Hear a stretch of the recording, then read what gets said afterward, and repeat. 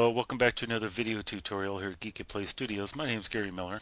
Over in the Hexagon section of the forums, someone had asked, how do you create a line with your points evenly distributed, evenly spaced along that line? And I remember several years ago I had seen a tutorial on this and I had completely forgotten, so when I read the request I couldn't remember and I was scratching my head on it. Then I just happened to cruise over in the Hexagon forum over at DAZ, and someone had posted an answer over there. So I thought I would do this quick little informative tidbit and share it with you. So I'm going to create an interpolated curve here. And I will really want my lines to be widely dispersed. Here there's big separation of space in between, and here they're all stacked up on top of one another, and here the spacing is okay.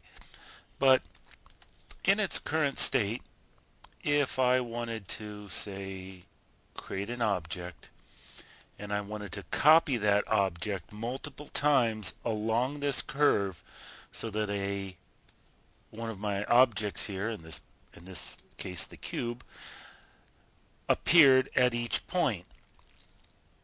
Well, I'd go up here to Utilities, click Copy on Support, click on my line, and well, it's doing exactly what I told it to do. It's putting the cube at every point along the line, but the spacing in between is pretty poor, and no matter what options you select up here in the repeat area, none of these functions are going to solve our problem. So I'm going to hide my cube for now. What I'm going to do to solve this is come up here. All right, now that I've got the line, the profile of the shape that I want to copy my objects onto, I'm going to come up here, use polyline, hit my space bar to constrain the movement of this object, of this tool, horizontally. It can probably be vertically as well. I'm just doing it horizontally. Now if you look over here, I've got 2 points on this line, and when I select my other curve, I have 41 points along that line. What I need to do is take this polyline that only has 2 points and give it 41. But they've got to be evenly spaced. So I'm going to come up here to Vertex Modeling, and I'm going to click on my smoothing button a couple times. Now I want to make sure I arrive at an uneven number. Now you can only do this so many times before the tool ceases to continue smoothing, and in this case it stops at 21. Let's validate that. If I click OK and then come back and smooth some more, watch what happens to my number of points. 41 turns into 21 turns into 41, 61, 81, etc. Now I just happened to get lucky where 21 immediately turned into 41, but that is not always the case. So let's come up here, create another strange shape.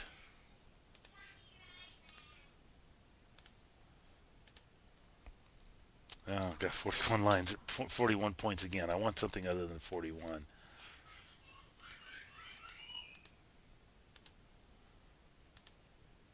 $49. Okay, so let me do my polyline and vertex modeling tool, and I'm just going to increase the smoothing till it runs up to 21 and stops. And I'm continue clicking, and it's not functioning anymore. So click my lightning bolt. Now I'll click smoothing again. Right now I'm at 21 points. So let's hit smoothing again. 21 turns into 41, 61. Well, I don't want 41 and I don't want 61. I want 49 points because that's what my curve has, 49 points. So let's grab this line here, and no, I don't want to want to undo. Let's bring it right back, all the way back down to 21. Oh, I'll just delete it, create a new one. Okay, I've got 2 points. So I'm going to come up here and click on my smoothing, and I'll stop at an uneven number because 49 is an uneven number. I'll smooth this to where it has an uneven number of points.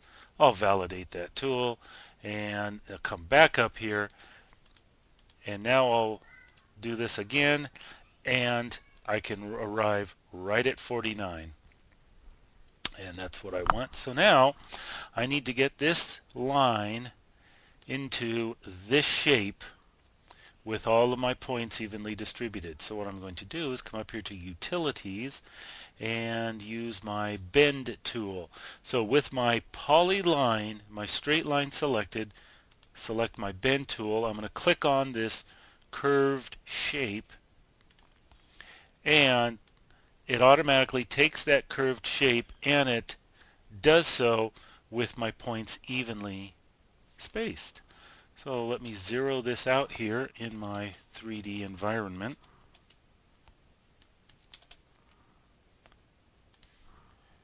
Select this.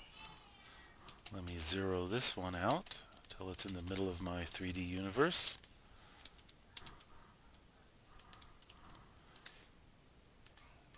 And all we have to do now is just make it the right size. So now when I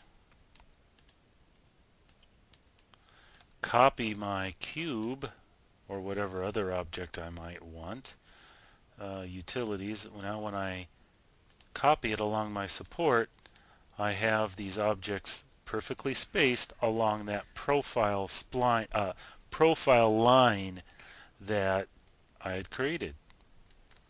So pretty simple method once you figure it out, or once someone shows you, and it works very well. And come to think of it, it's really not a shortcoming of Hexagon that you can't create one of the a line like this automatically. You have to do it through the manual steps that we had to take. It's just the approach that they took, and either way it works very well. So that's it for this tutorial. Hope it helps you out in the future. Thanks for watching here at GeekatPlay Studios. My name's Gary Miller. Have a good day.